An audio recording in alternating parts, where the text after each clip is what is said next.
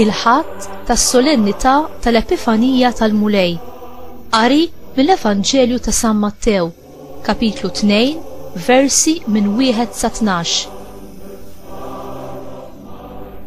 Meta twiled Ġesu f'Betlehem tal-Ludija fi żmien is-Sultan Erodi, xi maġi mill-Lvant ġew Ġerusalemm jistaqsu: fejn hu dak li twiled Sultan tal-Lut?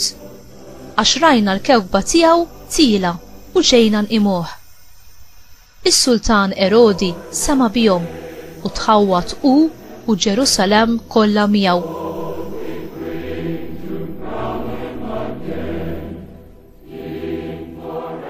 Ġabar flimkien il-qassisin il-kbar u l-kittieba kollha tal-poplu u rid jaf minn għandhom fejn kellu jitwielet il-Messija. U huma qalulu f'Betlehem tal-Ludija għax hekk inkiteb mill-profeta: u int, Betlehem, art ta' Ġuda, le, m'intix li żar fost il-bliet il-kbar ta' Ġuda, għax minnek joħroġ mexxej li jira il-poplu tiegħi Iżrael.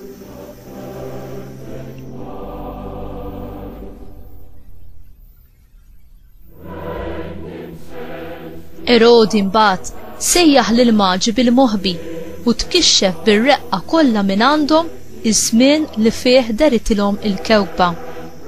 Bagħathom Betlehem u qalilhom: morru, staqsu sewwa għat-tifel u meta ssibuh ejjew għajduli ħalli jien ukoll niġi nqimu.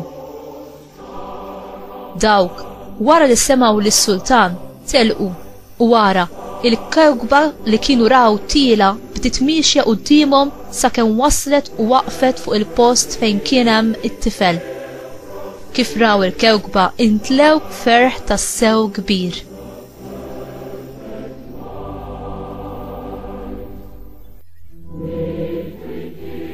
Meta imbagħad daħlu d-dar u raw li t-tifel ma' ommu Marija, inxteħtu fl-art iqimuh, fetħu t-teżori tagħhom u offrewlu rigali, deb, inċens u mirra.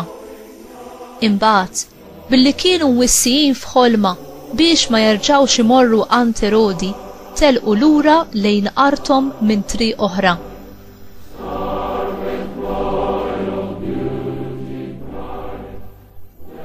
Il-kelma tal-Mulej, tifħir lilek Kristu.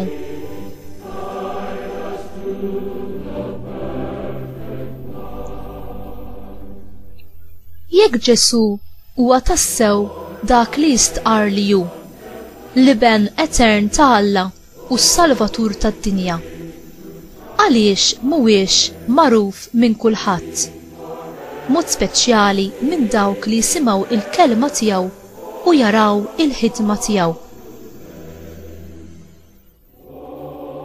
Ġwanni l-Evanġelista jgħidilna li meta Ġesu ġie fid-dinja, id-dinja ma rfitux u lanqas niesu ma laqgħuh. Fi Ġwanni kapitlu 1 versi minn 10 sa 11. Ġesu twielet fl-oskurità. Kienu biss ir-rajja umli li jarfuh fit-twelidu. Xi rġiel qorrief ukoll sabu t-triq tagħhom lejn Betlehem biex jagħtu qima lil dan ir-re ġdid ta' Iżrael. Dawn l-irġiel ma kinux minn Iżrael imma stranġieri. Probabbli li kienu qraw u ddiskutew dwar il-profezziji messjaniċi u kienu ħerqana biex jaraw dan ir-re messjaniku jidher. Alla iggwidhom permezz ta' stilla straordinarja matul id-deżert għal belt ċkejkna fejn Ġesu kien twieled.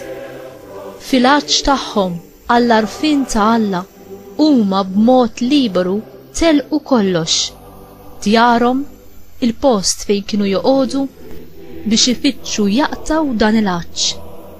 U fis-sinċerità ta' tfittxija tagħhom huma waslu għas-sors vera tal-erf tas-sew li huwa Ġesu Kristu, id-dawl u l-erf ta' Alla.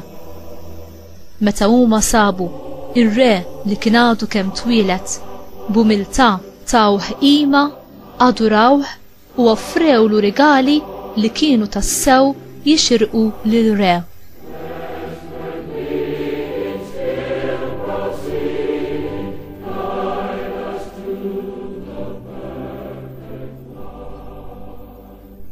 X'kien li għalhom għal din it-tfittxija għar-Re Messjaniku? Il-fidi fil-weda ta' Alla li jibgħat Salvatur, Re li kellu jistabilixxi saltna ta' paċi u ta' ġustizzja. Il-fidi huwa don li Alla fil-libertà tiegħu jagħtina. Huwa permezz tal-għajnuna tal-Ispiritu Santu li jmexxi l-qalb u jiftaħ l-għajnejn tal-moħħ tagħna biex aħna narfu, naċċettaw u nemnu il-fidi li Alla ġie biex jirrivelanna. Bil-fidi, ir-rieda umana u l-intellett jikkoperaw mal-grazzja.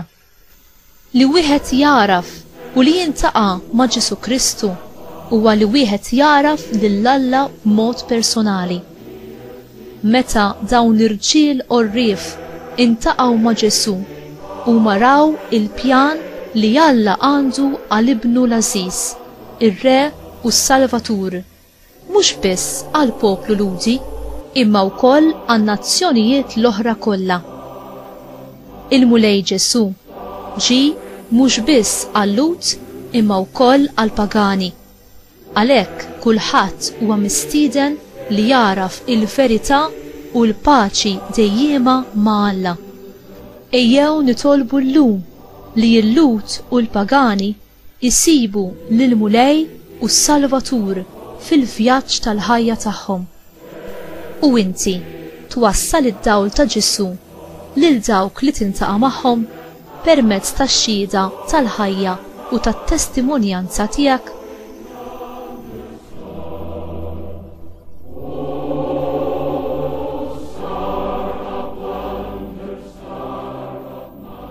Mulej Ġesu Kristu, aħna nirringrazzjawk li int rid tiġġib is-salvazzjoni lin-nazzjonijiet kollha. Għamel li l-Evanġelju tas-salvazzjoni ikun imxandar fin-nazzjonijiet kollha fi żminijietna u lil kull persuna fuq il-wiċċ tad-dinja. Għażiża Marija, Om tiegħi tas-sema, għallimni int kif għandi nkun xhud vera tal-ferħ tal-Evanġelju ma' dawk kollha li l-mulej jogħġbu jlaqqani magħhom. Amen.